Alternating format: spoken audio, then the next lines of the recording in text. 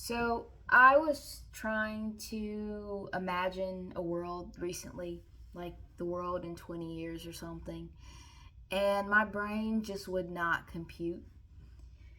And I was thinking about 100 years from now. I want to live to a really old age, and I was thinking, like, what does that even look like? And sometimes we cannot imagine those futures for ourselves. I couldn't imagine it for myself, but I also have nieces and nephews.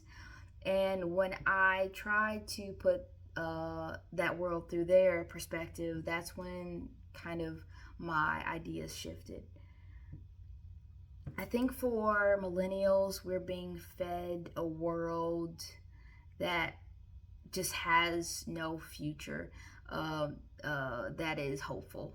I grew up with movies like The Day After Tomorrow, Mad Max, and those things were so like the world is over, like very there's no water, there is no like we're all just burning books in the library for warmth kind of a deal, like, and those narratives are so stressful and anxiety inducing, but I also feel like to a certain extent many people have accepted them, and they use them as reference points in history or even talking about the future.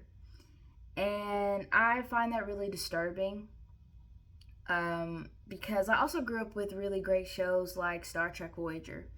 And that was such a beautiful future because I was imagining myself in space with lots of technological advances and many races kind of living in harmony. Not always, but for the most part, a lot of people just kind of figuring out how to live together.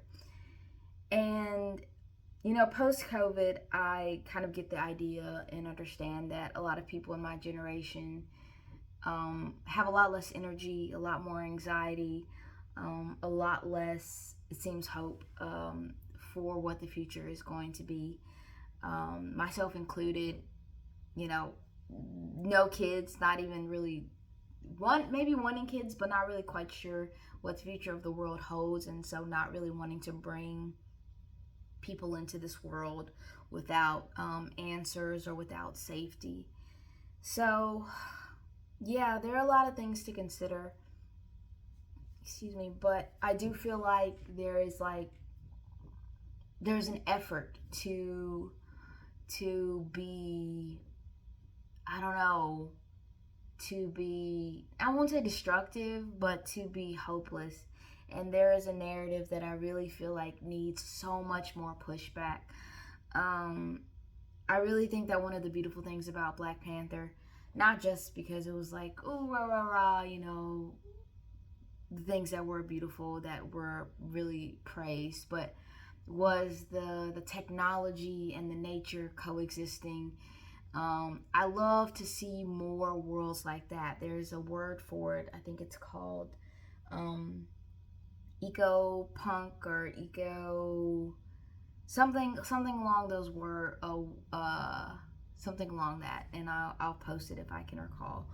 But I'd love to see more art like that, and I just feel like we are such in desperate need of a world post whatever catastrophe, um, or post, pending, impending, not even impending, imagined catastrophe that the world is having and going through right now. We need like bright futures, because there is a future on the other side of whatever this is, and it may be dark and it may be tough to get through, but it exists. And that's the thing that I want people to remember and to be imagining. It's like Butler wrote these books. She wrote Parable of the Sower, not like as a, okay, things are about to get bad, let's all, like, she was like, okay, these are the things that I can see, and she said it herself, if we do not address the problems.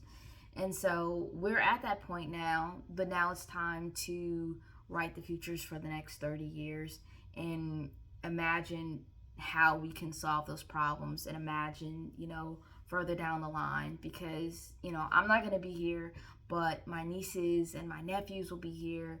And I mean, if I decide to have kids, my kids will be here, their kids will be here. And so, like, it feels so difficult to imagine a world for them, but it's like so necessary. It's like it's actually very vital. We can't just be like, oh well, we're can't save for the future, like can't do it. Yeah, like that's like you could do that, but 30, 40, 50 years from now, you might have some really serious regrets. Yeah, so I just don't let them rob you of your future. Don't let them rob you of your imagination. I really think I don't know. I really want to live in Voyager. Somebody get the somebody get them on the line.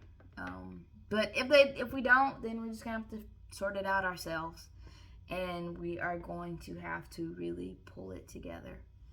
And I think we can, and I want to see it because I believe in us, and I know the future exists. So it's up to us.